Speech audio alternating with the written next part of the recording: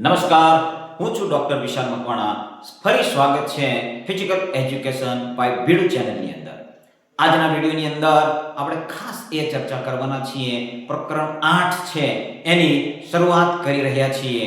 તો એની અંદર મને એમ થયું કે પહેલા એની માહિતી લઈ લઈએ અને પછી એના MCQ છે એની ચર્ચા કરીએ. તો આજના વિડીયોની અંદર એની અંદર કેટલીક પ્રકરણની અંદર 8મું પ્રકરણ છે જેની અંદર કસરત અને તાલીમની શું અસરો છે એના વિશે આખું પ્રકરણ છે. તો એની અંદર આપણે કેટલીક પ્રક્રિયાઓ છે જે તાલીમ દરમિયાન, કસરત દરમિયાન કે કોઈ પણ એક્ટિવિટી કરતા હોઈએ ત્યારે એની અંદર અનુભવાતી હોય છે, દરેક ખેલાડીને અનુભવાતી હોય છે. તો એ પ્રક્રિયા શું છે અને એ શાના કારણે ઉદ્ભવે છે એની ચર્ચા કરવાના છીએ. આ ચેનલની અંદર નવા હોય તો ચેનલને સબસ્ક્રાઇબ કરી દેજો. વિડીયો ગમે તો લાઈક જરૂર કરજો. વિડીયો પૂરો જોશો તો ખ્યાલ આવશે કે વિડીયોની અંદર શું છે. ચાલો ચાલુ કરીએ આજનો વિડીયો. તો આજની અંદર જે વિડીયો છે એની અંદર તમે સરસ મજાનું ચિત્ર જોઈ શકતા હશો. તો વ્યાયામની શરીર પર શું અસર થાય છે, વ્યાયામ અને તાલીમની શરીર ઉપર શું અસર થાય છે, શક્તિ અને સ્ફૂર્તિનું વિજ્ઞાન શું છે, આના વિશે આપણે ચર્ચા કરવાના છીએ. એની સાથે સાથે વ્યાયામ શારીરિક શું છે, શારીરિક કસરતો શું છે, વ્યાયામ શું છે. તો વ્યાયામને આપણે કહી શકીએ કે કસરત અથવા તો વ્યાયામ એટલે શું, તો કે હલનચલન. શેનું હલનચલન, તો કે શરીરનું હલનચલન.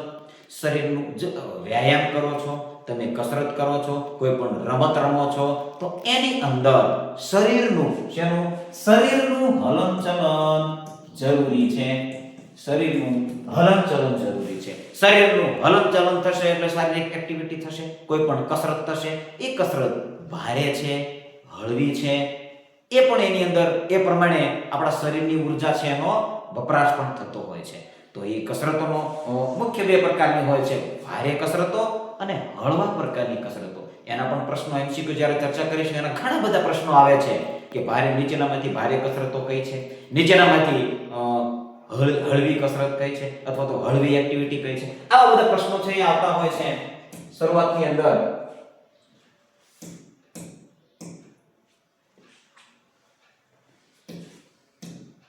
ચાલો, તો સૌથી પહેલા સામાન્ય સ્થિતિ શું છે. સામાન્ય સ્થિતિ એટલે આરામની સ્થિતિ, જે કોઈ પણ કસરત કરતા નથી, આરામની સ્થિતિ છે. એની અંદર શું શું હોય છે, તો શ્વાસનો દર જે છે પ્રતિ મિનિટમાં 14 થી 16 હોય છે. શ્વાસનો દર, શ્વાસ તમે લ્યો છો, છોડો છો, 1 મિનિટની અંદર 14 થી 16 વખત તમે શ્વાસ ભરો છો અને છોડો છો. તો આ સામાન્ય સ્થિતિની વાત થઈ છે. કસરત દરમિયાન શું અસર થાય છે એને પણ આપણે જોઈશું આગળ. હવાની જરૂરિયાત કેટલી પડે છે સામાન્ય સ્થિતિમાં એટલે કે આરામની સ્થિતિમાં, તો 0.6 લીટર જેટલી હવા છે એ આપણા શરીરને જરૂરી છે. હવે આ જે આરામની સ્થિતિ આપી છે એની અંદર તફાવત ત્યારે પડે છે. આ સામાન્ય સ્થિતિ સામાન્ય માણસની છે, પરંતુ જ્યારે તમે જોવા જશો કસરતથી ટેવાયેલો વ્યક્તિ હોય, કસરત તાલીમ પામેલો વ્યક્તિ હોય અને તાલીમ પામ્યા વગરનો વ્યક્તિ હોય, એ બંને વચ્ચે પણ તફાવત આપણે જોઈ શકો છો. આપણા પાઠ્યપુસ્તકની અંદર આ આંકડો આપ્યો છે એટલે આપણે એ યાદ રાખવાનો છે. 0.6 લીટર આરામની સ્થિતિમાં. પ્રશ્ન એવી રીતે પૂછાય કે આરામની સ્થિતિમાં અથવા તો સામાન્ય સ્થિતિમાં હવાની જરૂરિયાત છે આપણા શરીરને કેટલી રહે છે. નીચે ઓપ્શન આપ્યા હોય 1 લીટર, 2 લીટર, 3 લીટર, 0.6 લીટર, તો જવાબની અંદર આવશે 0.6 લીટર. યાદ રાખવાનું છે. આપણે પાઠ્યપુસ્તકને માન આપવાનું, કારણ કે એને માન્ય ગણવાના છે.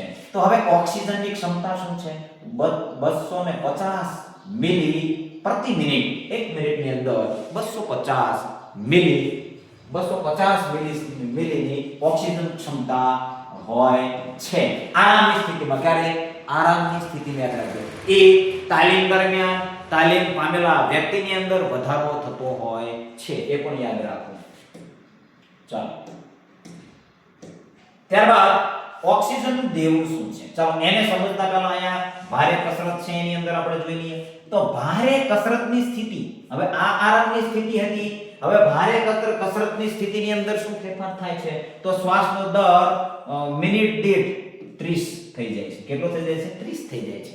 હવે એની અંદર પણ તાલીમ પામેલ વ્યક્તિ હોય એની અંદર અથવા તાલીમની શરૂઆત કરતો વ્યક્તિ હોય એની અંદર પણ તફાવત જોવા મળે છે. પરંતુ આ પાઠ્યપુસ્તકનો આંકડો છે એને આપણે યાદ રાખવાનો છે. પ્રતિ મિનિટ દીઠ કેટલો થાય છે?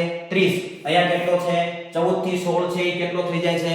30 થઈ જાય છે. પ્રતિ મિનિટ 30 છે એ શ્વાસનો દર થઈ જાય. હવે હવાની જરૂરિયાત કેટલી થઈ જાય છે? અહીંયા આરામની અવસ્થામાં કેટલી છે? 0.6 લીટર છે. અહીંયા 3.5 લીટર હવાની જરૂરિયાત છે એ થઈ જાય છે. કસરત, ભારે કસરતની વાત કરી છે. શું કીધું છે? ભારે કસરત અથવા કસરત દરમિયાન. હવે એની અંદર મેં તમને કીધું એમ કે કસરતની હજી શરૂઆત જ કરતો તાજો ખેલાડી હોય, રમતોની શરૂઆત કરતો હોય, તાલીમની શરૂઆત જ કરતો હોય તો એની અંદર પણ તમને તફાવત જોવા મળશે. તાલીમ પામેલ વ્યક્તિ હોય એની અંદર પણ તફાવત જોવા મળશે. ચાલો પછી ઊર્જા ઉત્પાદનમાં વધારો કઈ રીતે થાય? તો ઓક્સિજનની હાજરીમાં અને ઓક્સિજનની ગેરહાજરીમાં. આ બે શબ્દ તમારે ખાસ પકડવાના છે. ઓક્સિજનની હાજરીમાં જ્યારે ઊર્જા ઉત્પન્ન કરે છે ત્યારે ઉત્પાદન કરે છે અને ઓક્સિજનની ગેરહાજરીમાં જ્યારે ઊર્જા ઉત્પાદન કરે છે એને શું કહેવાય છે? અહીંયા શબ્દ તમે જોઈ શકતા હશો, જારક અને અજારક. હવે આ શબ્દ શું છે? ગુજરાતી શબ્દ છે જારક, અજારક. આ બંને શબ્દ આપણા માટે નવા હોઈ શકે છે. કોઈ કે પાઠ્યપુસ્તક વાંચ્યું હશે તો એમને ખ્યાલ હશે ચોક્કસ, પરંતુ આ જારક શું છે, અજારક શું છે, હવે અંગ્રેજી શબ્દને પકડશું એટલે તરત ખ્યાલ આવી જશે. તમે શબ્દ સાંભળ્યો હશે એરોબિક અને અનએરોબિક. એરોબિક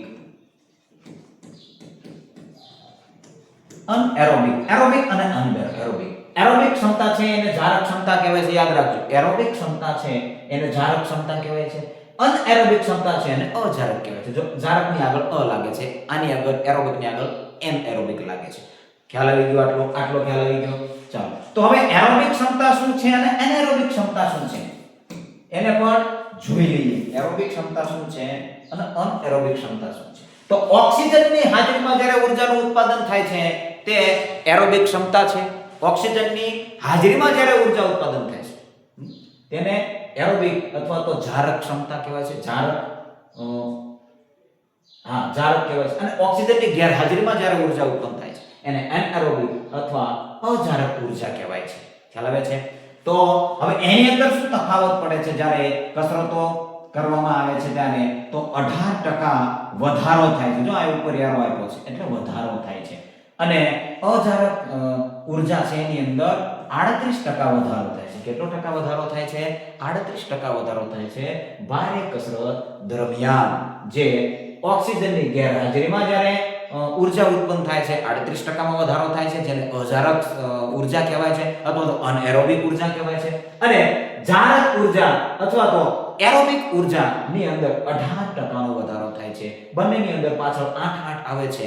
જારકની અંદર 1 છે, અજારકની અંદર 3 આવે છે. આવી રીતે પણ તમે યાદ રાખી શકો છો. ચાલો, નોંધપાત્ર વધારો નોંધાય છે. ચાલો હવે જો આની અંદર વિશ્રામ અને હળવી કસરતો અને ભારે કસરતો. તો હળવી કસરતો કોને કહેવાય અને ભારે કસરતો કોને કહેવાય એ પણ આપણે સમજવું પડશે. હળવી કસરતોની અંદર ચાલવું આવશે, ધીમે ધીમે સાયકલ ચલાવી આવશે, જોગિંગ કરવું આવશે. ધીમું જે જોગિંગ થાય છે એને કહેવાય જોગિંગ, એટલે સ્લો રનિંગ જેને કહેવાય છે. આવી બધી કસરતો છે તેને હળવી કસરતો કહી શકાય છે. સાથે સાથે ભારે કસરત કઈ કહેવાય છે? તો દોડવું, રનિંગ કરવું, લયબદ્ધ કસરતો કરવી, જે સાધન વ્યાયામની કસરતો છે. સાયકલ એર્ગોમીટરની અંદર કસરતો થાય છે, ટ્રેડમિલની અંદર કસરતો થાય છે. એ સિવાયની રમતો છે.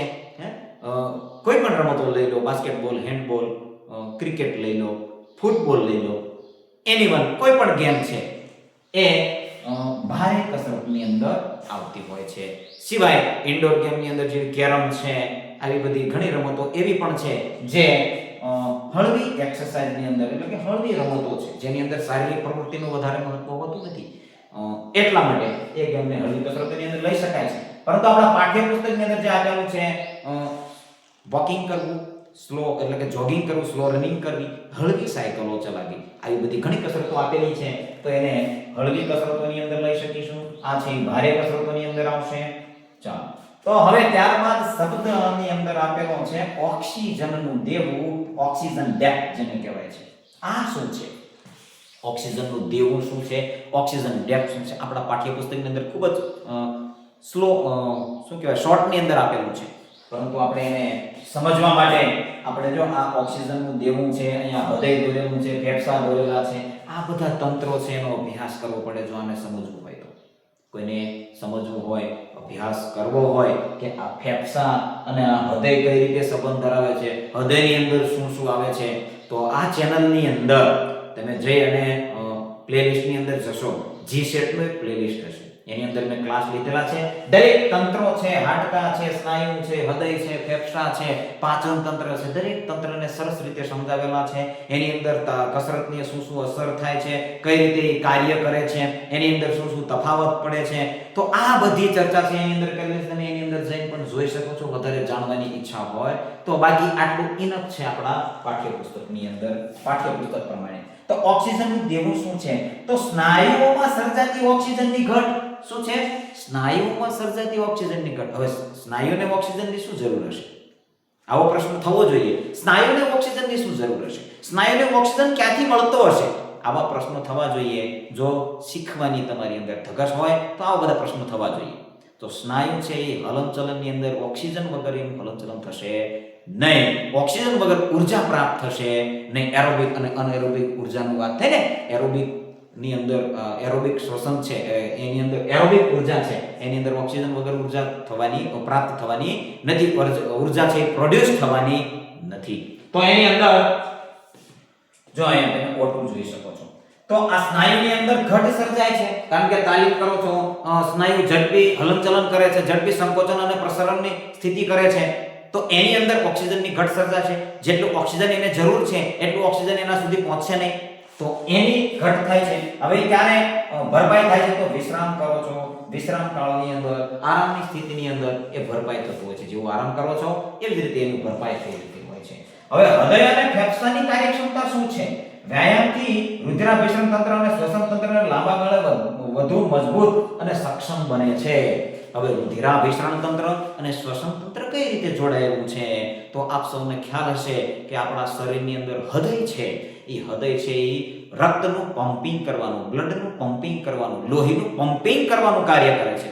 તો એ લોહીનું જે પમ્પિંગ કરે છે એ શુદ્ધ લોહી જે છે, ઓક્સિજનેટેડ લોહી જે છે, બ્લડ જે છે એ આ સંપૂર્ણ શરીર સુધી, સંપૂર્ણ અંગ સુધી પહોંચાડે છે અને ત્યાંથી અશુદ્ધ એટલે કે ડીઓક્સિજનેટેડ ઓક્સિજન વગરનું લોહી જે છે એને લઈ અને પાછું હૃદયમાં આવે છે. હૃદય લોહી પછી શું કરે છે? ફેફસા સુધી પહોંચાડે છે. ફેફસા સુધી શું કામ પહોંચાડે છે? કે એને ઓક્સિજનેટેડ બ્લડ કરવા માટે ફેફસા સુધી પહોંચાડે છે. હવે ફેફસાની અંદર આપણે શ્વાસ લઈએ છીએ અને ફેફસાની અંદર શ્વાસ જાય છે, એની અંદર ઘણા બધા વાયુઓ જાય છે, એ સૌને ખ્યાલ છે. તો ઓક્સિજન છે એ બ્લડની અંદર ભળે છે. આની અંદર વાયુ કોષો આવે છે, વાયુ કોષોની સાથે રુધિર વાહિનીઓ છે, રુધિર કોષો છે એની અંદર જોડાયેલા હોય છે. ઓક્સિજન છે એને રુધિરની અંદર ભળી જાય છે અને એમાંથી કાર્બન ડાયોક્સાઇડ જે ઉત્પન્ન થઈને શરીરની અંદર આવેલો છે એની અંદર છોડે છે. તો અહીંયાથી ઓક્સિજનેટેડ બ્લડ થઈને પાછું હૃદયની અંદર આવે છે. હૃદયમાંથી ફરી પાછું દરેક ઓર્ગન સુધી, દરેક અંગ સુધી પહોંચે છે બ્લડ, અને ફરીથી જે કાર્બન ડાયોક્સાઇડ યુક્ત લોહી છે એ ફરીથી હૃદયની અંદર આવે છે, ત્યાંથી ફેફસાની અંદર જાય. આવી રીતે આખી સાયકલ ચાલે છે. ખ્યાલ આવે છે? આખી સાયકલ ચાલે છે અને એની કાર્યક્ષમતામાં શું થાય છે? વધારો થાય છે, મજબૂત બને છે. આ કસરતો કરવાથી એનું હૃદય મજબૂત બનતું હોય છે, ફેફસાની કાર્યક્ષમતા મજબૂત થતી હોય છે, તાલીમ થતી હોય અથવા કસરતો કરતા હોય. એક નિયમિત કસરતો કરશો તો જ આ પ્રભાવ પડશે. 2 દિવસ 3 દિવસ કસરત કરવાથી કોઈ ફેરફાર પડશે નહીં. ચાલો, તો હવે વધારે એની અંદર ડીપ ચર્ચા કરીશું તો વિડિયો છે લાંબો બનશે. હૃદય અને ફેફસા વિશે જાણવું હોય તો G-SET નો ક્લાસ છે એની અંદર જોઈ શકશો. એની અંદર લગભગ થંબનેલ ની અંદર હૃદય ને આવું બધું મૂકેલું હશે જેને તમે જોઈ શકશો. હૃદય શું છે એની. હવે સેકન્ડ વિન્ડ શું છે? અહીંયા શબ્દ આપ્યો છે સેકન્ડ. સેકન્ડ એટલે દ્વિતીય, વિન્ડ એટલે પવન, વાયુ, બીજો વાયુ. આવો સામાન્ય અર્થ એનો થાય છે. રાહત અને કાર્યક્ષમતા ઓક્સિજન પુરવઠો સેટ થતા શરૂઆતની તકલીફ દૂર થાય છે. આ શું છે? શરૂઆતની તકલીફ છે. Second wind. તાલીમ તમે શરૂ કરો છો, એક્ટિવિટી શરૂ કરો છો, શરૂઆતની થોડીક જ મિનિટોની અંદર આ સેકન્ડ વિન્ડ સર્જાતી હોય છે. શું કામ સર્જાતી હોય છે? આગળના જે છે આગળની સ્લાઇડ છે એની અંદર આવશે. છતાં પણ કહી દઉં કે સ્નાયુની અંદર જે રાસાયણિક પ્રક્રિયા થાય છે એના લીધે સેકન્ડ વિન્ડ છે એ ઉદ્ભવતું હોય છે. ઓક્સિજન છે એ સ્નાયુની અંદર પહોંચતું નથી અને એની રાસાયણિક પ્રક્રિયા છે એ થતી હોય છે. એટલા માટે હવે એની અસર શું થાય છે એ પણ આગળ આપણે જોવાના છીએ. ચાલો આની અંદર તમને સરસ મજાનું સમજાશે.